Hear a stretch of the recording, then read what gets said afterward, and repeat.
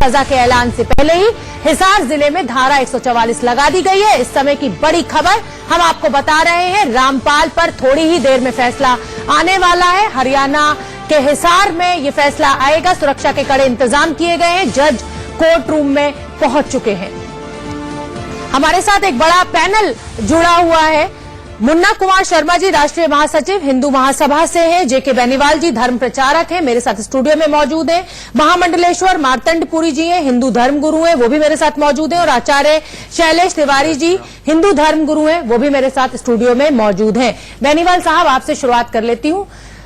क्या लगता है कि फांसी की सजा देनी चाहिए ऐसे पापियों को जो धर्म के नाम पर लोगों को बेवकूफ बना रहे हैं, हत्या को अंजाम दे रहे हैं, अपने जो आश्रम है उसको किले में तब्दील कर दे रहे हैं? शोभना जी, देखिए, सबसे पहली बात तो मैं बताऊं, नवरात्रों का पावन पर्व चल रहा है और आदि शक्ति का प्रादुर्भाव हमारे इस मृत्युलोक में चल रहा है और उसकी हम आराधना कर रहे हैं। और आज काल रात्रि का जो 7वां जो नवरात्र है, मां काल रात्रि का जिन्होंने निशुंभों को मारा था, रक्त बीज को मारा था, आज वही धरती पर आकर ये ऐसे असुरों को मार रही हैं। और सजा तो होगी, उनको पक्का होगी, होनी चाहिए। और ये तो भौतिक की है, मैं बता रहा हूं। और अध्यात्म में क्या सजा होगी तो भगवान तय करेंगे। और भगवान जो तय करते हैं वो न्याय करते हैं, वो कभी भी अन्याय कर ही नहीं सकते।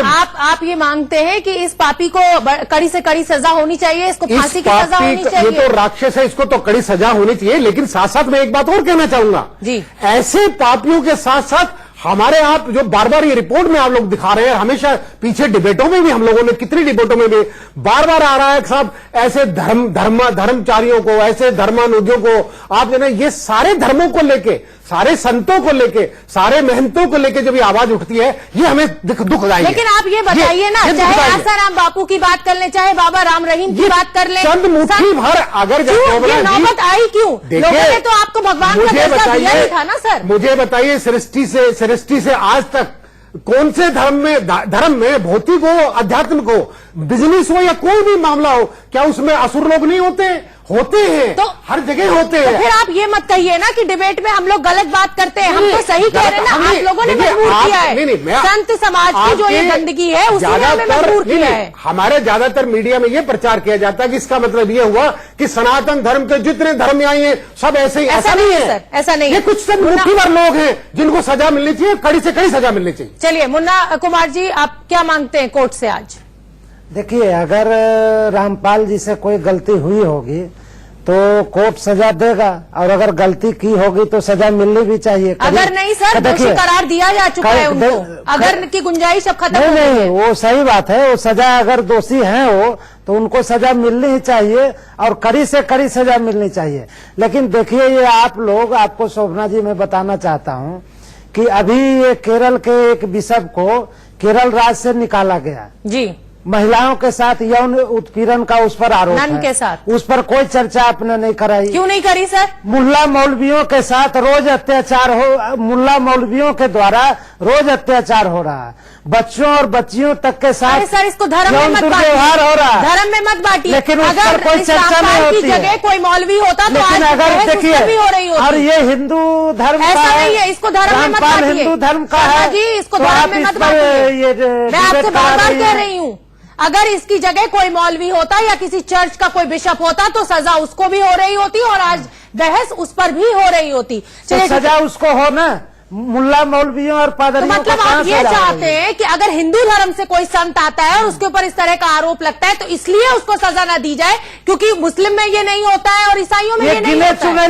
क्या बात करते हैं? हिंदू संतों में ये गिने चुने लोग हैं, गिने चुने लोग हैं। छोटी लाइन में ज्यादातर जो संख्या हिंदू संतों का, वो सारे महान लोग हैं। मैं इसी विषय में हिंदू धर्म का प्रचार कर रहे हैं, हिंदू धर्म प्रचारक है।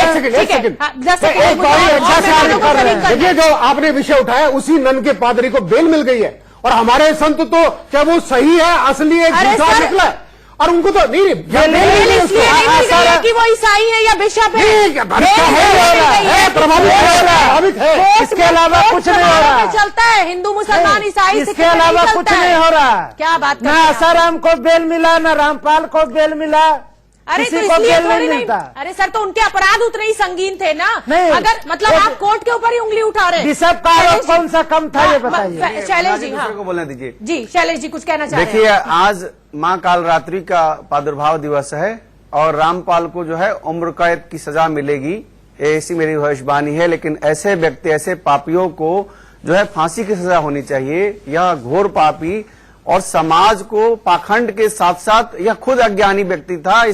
इसने कुछ जादू टोना कहीं से सीख लिए थे और लोगों को भ्रमित कर रहा था और समाज को भ्रम फैला करके अपने उल्लू सीधा कर रहा था। ना ये पढ़ा लिखा व्यक्ति था और ना ही यह व्यक्ति किसी तरह का धर्म का ज्ञान रखता था या माँ गंगा को भी अपशब्द बोलता था। ऐसे पापियों को तो फांसी की सजा होनी चाहिए। ठीक है, हालांकि इसको उम्र कैद होगा। माँ गंगा को बोलता था इसलिए नहीं सर, क्योंकि हत्या को अंजाम दिया और हत्या को कोई भी आदमी अंजाम दे, अगर कोई आदमी संगीन अपराध करता है तो उसको कोर्ट को कड़ा रुख अपनाना ही पड़ेगा। महामंडलेश्वर जी, लेकिन फांसी नहीं, महामंडलेश्वर जी आपसे जानना चाहूंगी, अभी शर्मा जी ने भी कहा और बेनीवाल साहब ने भी कहा कि बिशप को बेल मिल गई, रामपाल को बेल नहीं दी गई, आसाराम को बेल नहीं दी गई। क्या आपको लगता है कि कोर्ट हिंदू मुसलमान सिख ईसाई पर चलनी चाहिए?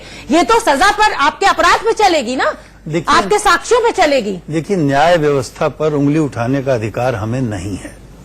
न्याय व्यवस्था में हिंदू मुसलमान ईसाई सिख नहीं है, संविधान के अंतर्गत है।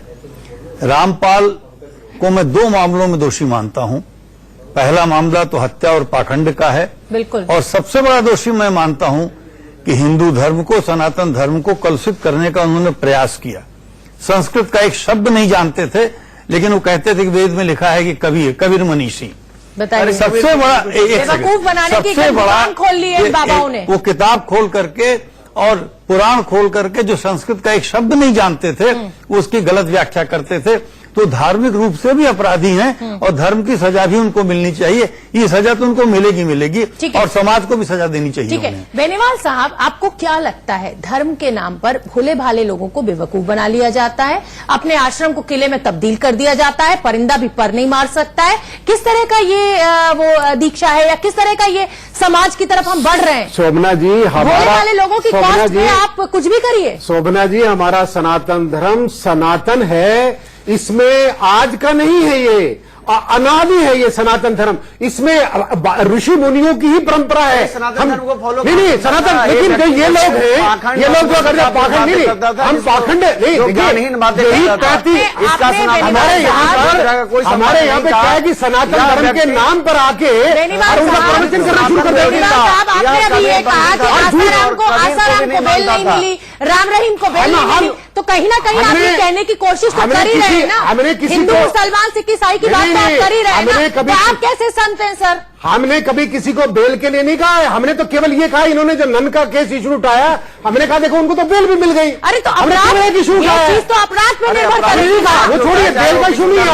आज इशू है कि सनातन धर्म के नाम पे चोला ओढ़ के 35 ऑर्गेनाइजेशन है, 3000 से 4000 एनजीओ बनी हुई है। आप इंक्वायरी करिए। ये तो देखिए विषय है सरकार का, हमारा विषय नहीं है, आपका विषय नहीं है, विषय है ये जांच का।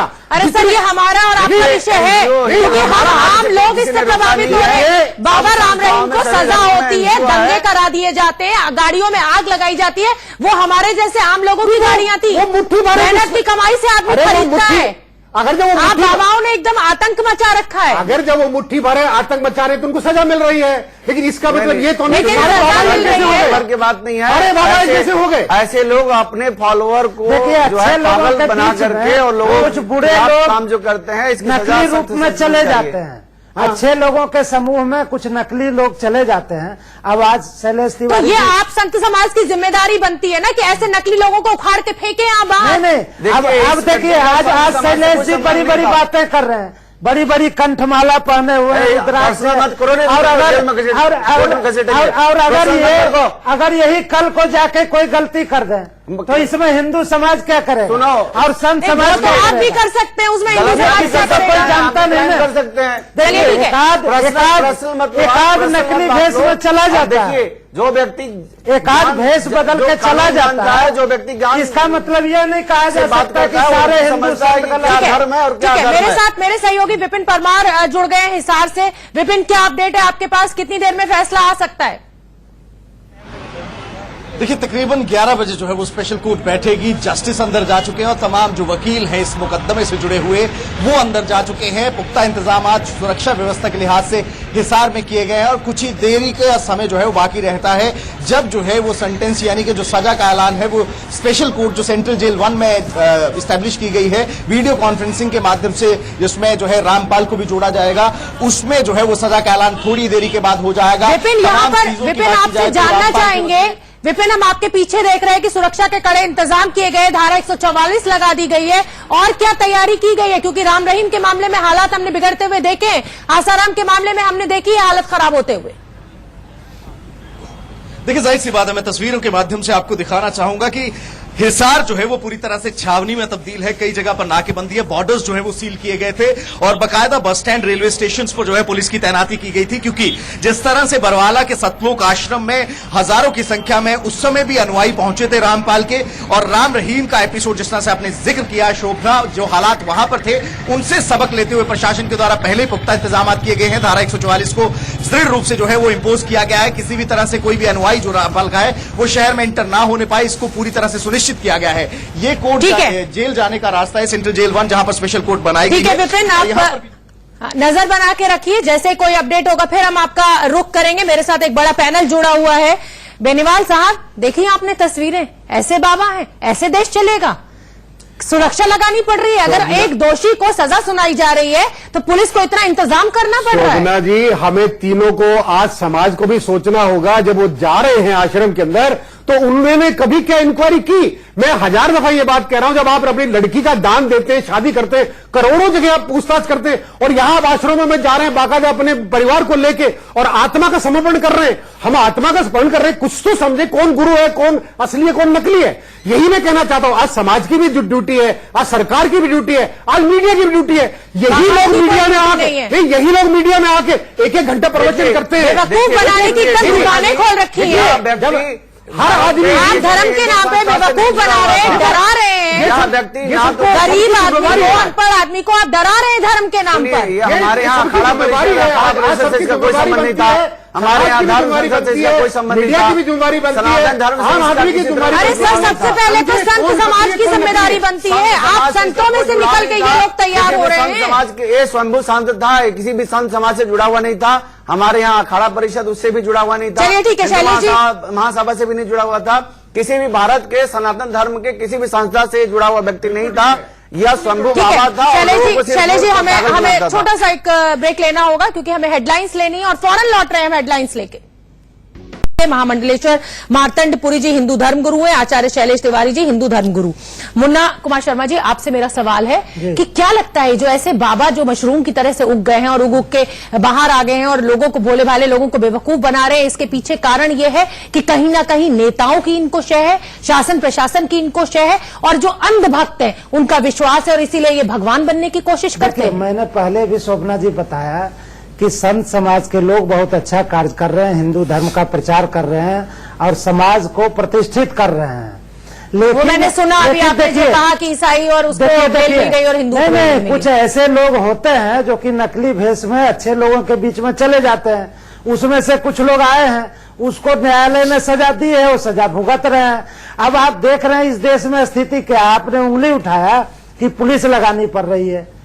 मुंबई को दहलाकर सैकड़ों लोगों की हत्या करने वाले आतंकवादी के जनाजे में लाखों लोग पहुंच रहे हैं, उस पर उंगली नहीं उठ रही है। क्यों नहीं उठ रही है? उसको सब अच्छा बता रहा है। ऐसी बातें कर रहे हैं, क्यों नहीं उंगली उठ रही है? उसकी फांसी रोकने के लिए रातों रात ये जज साहब, अरे सर, हिंदू मुसलमान में बांटना बंद कीजिए। आधी रात के बाद सुनवाई हुई, अपना चश्मा उतारिए शर्मा जी। वहाँ वकील जा रहे हैं और जज साहब उसकी सुनवाई कर रहे हैं। ये बांटने का चश्मा उतारिए। ये इसलिए नहीं हो रहा है कि ये हिंदू है या ये मुसलमान है, वो आतंकवादी है। आतंकवादी का कोई मजहब नहीं होता है। हाँ। ये खूनी है, इसका कोई मजहब नहीं है। लेकिन सारे आतंकवादी एक ही धर्म से हैं। अरे क्या बात करते हैं, जितने आतंकवादी हैं सारे मुसलमान हैं। अरे सर, एक भी हिंदू नहीं है। सही कहा आपको हिंदू आतंकवादी। डिबेट को डिरेल मत कीजिए, उस पर हम कभी और बात करेंगे। मार्तंडपुरी जी, क्या कारण आप पाते हैं कि इस तरह के बाबा पैदा हो जाते हैं, लोगों को भटकाते हैं और पूरा का पूरा समाज उनके पीछे चल देता है। क्या नेताओं को जिम्मेदार मानते हैं? आपकी वोट की राजनीति करने के लिए इन्हें शय देते हैं और इनको एक छोटे से तिल से बड़ा आदमी बना देते हैं। देखिए, सबसे बड़ी जो मुश्किल है, इसका मूल कारण क्या है कि आज हमने समाज के बहुत बड़े वर्ग को भाग्यवादी बना दिया है, कर्मवादी नहीं बनाया है। दिन रात प्रवचन होते हैं, कोई व्यक्ति ये नहीं कहता, तंत्रता भी हमारे तिवारी जी बैठे हैं, कि जब तक जीवन में सदाचरण नहीं होगा जी, कोई भी यंत्र मंत्र तंत्र आपको लाभ नहीं देगा। ये कोई नहीं कहता और मुझे स्वीकार करने में कोई संकोच नहीं है कि धर्म का बहुत बड़ा भाग व्यवसाय के हवाले हो गया है, व्यापार बन गया है। इसका विरोध किया जाना आवश्यक है। ये सब व्यापार की ही उपज हैं। ठीक है, इतने लोग इकट्ठा हो जाते हैं। शैलेश जी, आपसे भी मेरा वही सवाल है कि ये आखिर ये जो बाबा हैं ये इतने बड़े बन कैसे जाते हैं? कौन जिम्मेदार है इसके पीछे? देखिए, एक सिस्टम से ऊपर चले जाते हैं। देखिए, इसको बाबा नहीं कहा जा सकता, ऐसे ढोंगी पाखंडी को बाबा नहीं कहा जा सकता, क्योंकि बाबा शब्द जो है वह बहुत ही सम्मानीय शब्द है सनातन धर्म का। यह व्यक्ति सबसे पहले कबीर जी का, कबीर जी बहुत सम्मानीय है, उनको मैं प्रणाम करता हूं जहां भी इनकी आत्मा होगी। इसने कबीर का नाम बेचा, इसने मां गंगा को गाली दी, इसने गौ माता को गाली दी। यह व्यक्ति मानसिक रूप से विक्षिप्त था और आज लोग परेशान हैं कि अपनी समस्याओं को लेकर के, और ऐसे व्यक्ति जो उल्लू सीधा कर देता है वो उसके पास जाते हैं और वो अलग अलग तरह से बताता है कि हम 10 दिन में आपको ठीक कर देंगे, आपको ये समस्या से लाभ हो जाएगा। आपको मतलब सब्ज़बाग दिखाते हैं ऐसे बाबा लोग, और सब्ज़बाग दिखाने के बाद नतीजा होता है कि ये सिस्टम से ऊपर बन जाते हैं।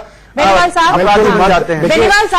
साहब, आप मुझे ये बताइए, तमाम मुख्यमंत्रियों की बात करें, भूपेंद्र सिंह हुड्डा की बात करें, आप जो इस समय हरियाणा के मुख्यमंत्री हैं खट्टर साहब, उनकी बात कर लें, दिग्विजय सिंह की बात कर लें, अटल बिहारी वाजपेयी की बात कर लें, आसाराम बापू को लेकर आप उनके साथ जा रहे हैं, नाच रहे हैं, गा रहे हैं, तो आम आदमी को तो ऐसा लग रहा है ना कि पता नहीं कितनी बड़ी चीज है, ये कितने बड़े बाबा हैं जब इतने बड़े बड़े लोग इनके पास आ रहे हैं। क्या ये जिम्मेदार है इसके लिए कि एक बाबा जो है वो समाज से ऊपर हो जाता है? शोभना जी, यही बात अभी हमारे मार्कंडेय स्वामी जी ने कही, यही बात उन्होंने संकोच से नहीं, बल्कि मैं उनकी बात पे पूरा सहमत हूं कि आज इसको व्यवसाय बना लिया है। और व्यवसाय कौन बना रहे हैं? कुछ एनजीओ अपने नाम से एक खोल लेते हैं अपनी एनजीओ, और उसके अंदर कौन कौन बुलाते हैं बाकायदा मार्केटिंग करके। तो ये आप लोगों की जिम्मेदारी नहीं बनती है? अरे साहब, आप संत समाज से हैं, आप लोग धर्म गुरु हैं, ये आप लोग राम रहीम के आदत फॉर्मर प्राइम मिनिस्टर जाते थे, देखिए जब जहां पे बड़े बड़े मतलब आप ये कहना चाह रहे हैं कि वोट की राजनीति के चलते भी ये जो बाबा उनके तो यहाँ अनाउंसमेंट होती थी, आज इस पार्टी को आप वोट देना है, फला पार्टी को देखिए, यही लोग कुछ ऐसे नियम क्यों नहीं बनाते?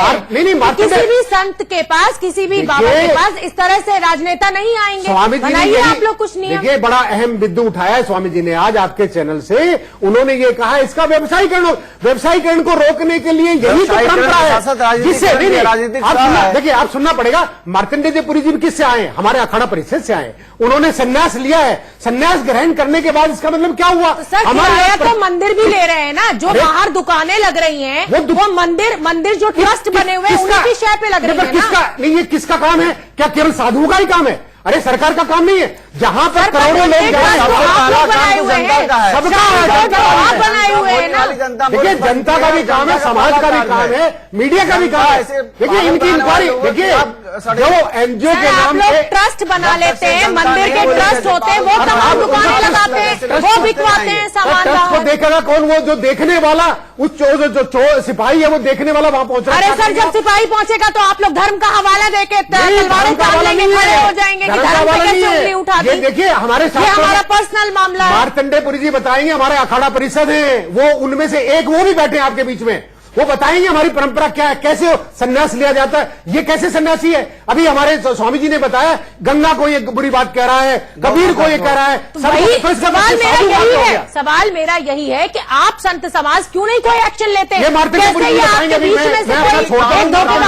खड़ा हो जाता है। मार्कंडेय जी बताएंगे इसको। मार्कंडेय जी, मेरा सवाल आपसे ये है कि आप लोग तमाम ट्रस्ट बनाते हैं, मंदिर ट्रस्ट बनता है, वैष्णो देवी में श्राइन बोर्ड बनता है, और तमाम जगह दुकानें लगाई जाती हैं, ये सब बिजनेस तो आप ही लोगों ने बना दिया पहले तो मैं एक बहुत बड़ा भ्रम दूर कर दूं जी। अखाड़ा परिषद को लेकर के जो एक है, अखाड़ा परिषद की स्थापना केवल कुंभ में प्रशासन से सहयोग के लिए हुई है जी। आज भी सनातन धर्म में कोई नियामक संस्था नहीं है जो इस प्रकार के कार्य पर कर सके। इस प्रकार की व्यवस्था कोई सनातन धर्म में नहीं। अखाड़ा परिषद की बहुत सीमा है। अखाड़ा परिषद केवल कुंभ तो ठीक है सर, और पर आप मुझे ये बता दीजिए, जगह जगह हर मंदिर पे जो आप लोग ट्रस्ट बनाकर जो अंधेरगर्दी चल रही है, बिजनेस सेंटर्स तो आपने बनाए हुए हैं ना मार्तंड जी। मैं आपसे ये पूछना चाहती हूँ, हम आम आदमी क्या करे?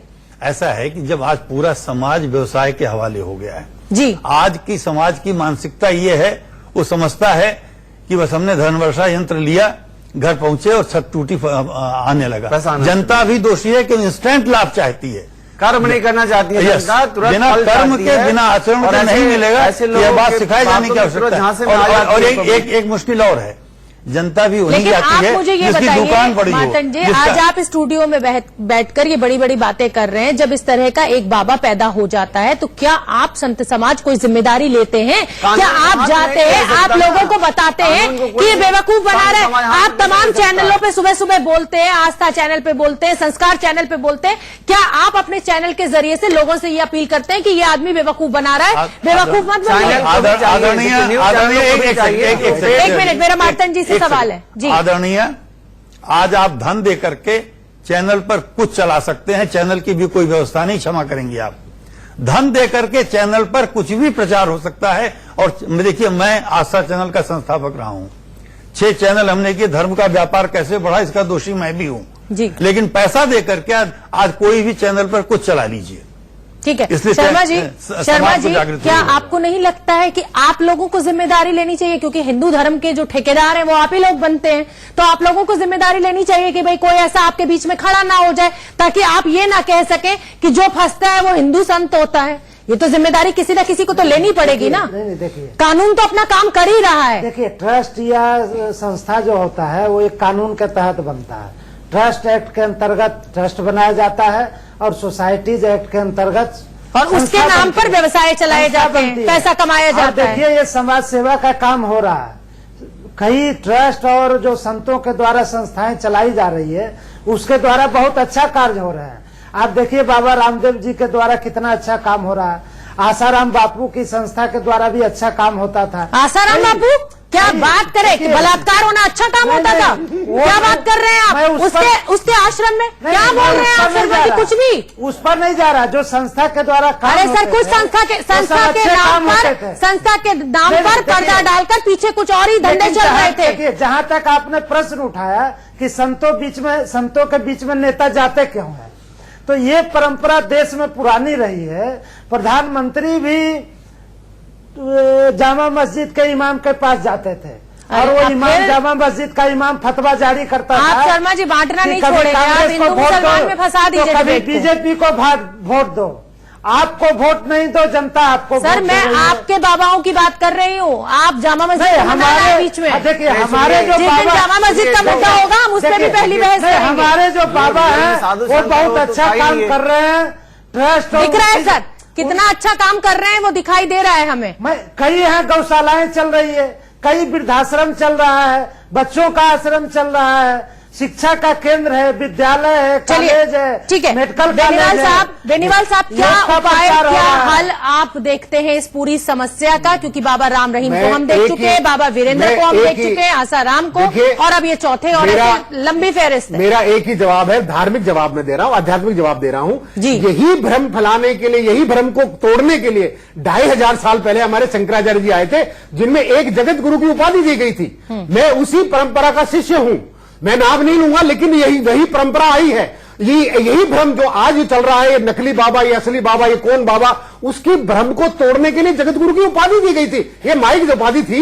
लेकिन सरकार, कौन सी सरकार, आज हमारी सरकारों को भी सोचना होगा। अभी जैसे मार्तंड जी ने कहा पैसा दो, आप कुछ भी बोलिए साहब, इसका मतलब वो गलत कह रहा है या ठीक कह रहा है? हजारों नहीं, परंपरा से 5 ही 4-5 आए बस, खाली वो हजारों छोड़िए, आप नाम आप भी रख लीजिए जगत गुरु, उसे छोड़िए बात। मैं ये कहना चाहता हूं सरकार से कि हमारे जितने जगत गुरु हैं या बड़े बड़े महामंडलेश्वर हैं, अध्यक्ष हैं उनके, तो उनको आप एक कमेटी बनाइए जो ऐसे बाबाओं को चेक करे, ये गलत कह रहा है या ठीक कह रहा है, धर्मशास्त्र की बात कर रहा है। उस कमेटी के सदस्य कौन हो? आप ही लोग? हमारे उड़ीसा में नहीं, हमारे, अरे आपको बता दूं मैं, उड़ीसा के अंदर हाईकोर्ट, उड़ीसा हाईकोर्ट भी हमारे शंकराचार्य जी की बात को वो कानून बना देते हैं। तो ऐसे ही आप सारे शंकराचार्यों को लीजिए, आप सारे बड़े बड़े धर्मगुरुओं को लीजिए और एक धर्म संसद की एक प्रक्रिया बनाइए। प्रक्रिया बनाने के बाद वो चेक करेगी कौन सा असली है कौन सा नकली है, बताएंगे आपको। ठीक है, आप मीडिया का भी ध्यान आकर्षित करेंगे। इस देश में संविधान है, कानून है और ये न्यायपालिका। आप हिंदू मुसलमान में फंसे रहते हैं। वो मैं नहीं कह रहा, हिंदू मुसलमान नहीं कह रहा। हिंदू मुसलमान सब बराबर है, संविधान यही कहता है। मैं कह रहा हूँ कि संविधान है, यहाँ कानून है, न्यायपालिका है और न्यायपालिका स्वतंत्र है। अगर न्यायपालिका धार्मिक कार्यों में हस्तक्षेप न करे तो जो हिंदू संत हैं और शंकराचार्य हैं, मतलब पूरा समाज अपनी मनमर्जियां चलाता रहे, न्यायपालिका सब इंटरवीन न करे। अच्छी व्यवस्था कर आप यही कहना चाह रहे हैं ना? अच्छी व्यवस्था कर सकते हैं। शर्मा जी मैं आपसे बिल्कुल एग्री करती हूँ कि संविधान से चलता है, लेकिन फिर पेट में दर्द क्यों होता है अगर प्रधानमंत्री जामा मस्जिद चले जाते हैं तो? जब इतना ज्ञान आपको है ही तो फिर क्यों आप लोगों को परेशानी दर्द है? इसलिए होता है कि आप कह रहे हैं कि संतों के पास नेता जाते क्यों हैं? जब प्रधानमंत्री घुटने टेक रहे हैं मुस्लिम संत के घर पर, तो ये चलिए ठीक है महामंडलेश्वर जी, ठीक है संतों के ठीक है महामंडलेश्वर जी, कितना आसान है एक आदमी के लिए साधु बनना? 4 रुद्राक्ष की माला पहनो, गेरुए कपड़े पहनो, बाल बढ़ा लो या एक अलग सा रूप रख लो और आप बन गए साधु। देखिए ऐसा है कि यह पाखंड का स्वरूप है जी। साधु बनना।